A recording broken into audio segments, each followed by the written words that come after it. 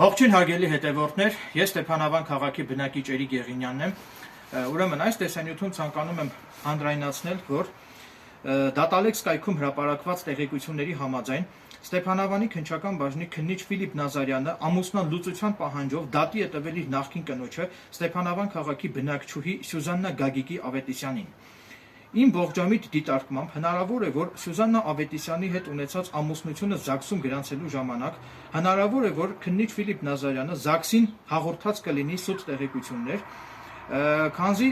ամուսնալուծության հետ կապված դատանի վճռում արտացոլված է, որ Ֆիլիպ Նազարյանը դատանում հայտարարել է, որ ըստ էության Սյուզաննա Գագիկի Ավետիսյանի հետ ունեցած իր ամուսնությունը կրել է ձևական բնույթ։ Հետևաբար, եթե ձևական բնույթ է կրել, այդ դեպքում ինչպես է հնարավոր, որ ԶԱԳՍ-ում ամուսնություն է գրանցվել, որովհետև ԶԱԳՍ-ում ամուսնություն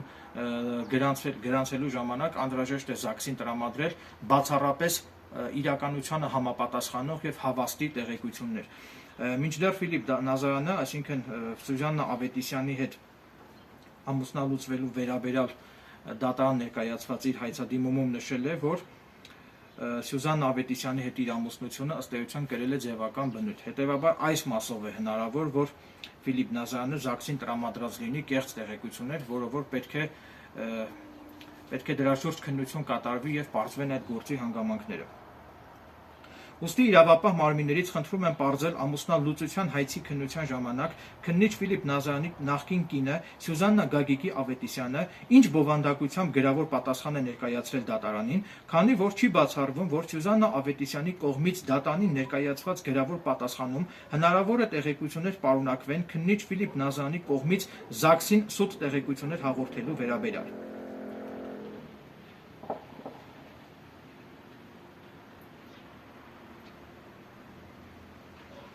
Ամփոփելով իմ ողջամիտ դիտարկումները, հավելեմ նաև, որ ես քննիչ Ֆիլիպ Նազարյանի անձնական եւ ընտանեկան կյանքի գաղտնիք համարվող տեղեկություններ չեմ հավաքել եւ չեմ հրապարակել, քանի որ իմ կողմից հրապարակված այս տեղեկություններն արդեն իսկ հրապարակված են Դատալեքս կայքում։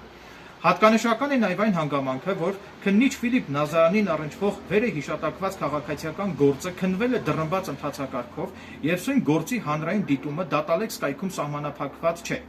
Այն կանայք եւ առհասարակ այն քաղաքացիները, ովքեր տուժել են Ստեփանավանի քննչական բաժնի քննիչ Ֆիլիպ Նազարյանի ապօրինի գործողությունների արդյունքում, այդ անձինք կարող են դիմել ինձ եւ կարող են զանգահարել ինձ։ Ես պատրաստակամություն եմ հայտնում հանուն արդարության անշահախնդիր կերպով անվճար բողոքներ գրել արդարությունը վերականգնելու նպատակով։ Իսկ այն անձինք, ովքեր կցանկանան իմ YouTube-յան ալիքով հրապարակայնորեն բարձրաձայնել քննիչ Ֆիլիպ Նազարյանի կողմից կատարված արարքների մասին, ապա ես պատրաստ եմ ձեզ տրամադրել անվճար հնարավորություն իմ YouTube-յան ալիքով քննիչ Ֆիլիպ Նազարյանի կողմից կատարված արարքները հանրայնացնելու եւ քննիչ Ֆիլիպ Նազարյանի կողմից կատարված արարքների մասին բարձրաձայնելու համար։ Եղեք համարձակ եւ հետեւողական ձեր իրավունքների պաշտպանության համար եւ մի վախեցեք քննիչ Ֆիլիպ Նազարյանից։ Ուստի ակնկալում եմ, որ այն անձինք, ովքեր որ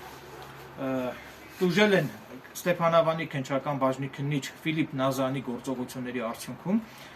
ակնկալում եմ, որ այդ անձինք կապ կհաստատեն ինձ հետ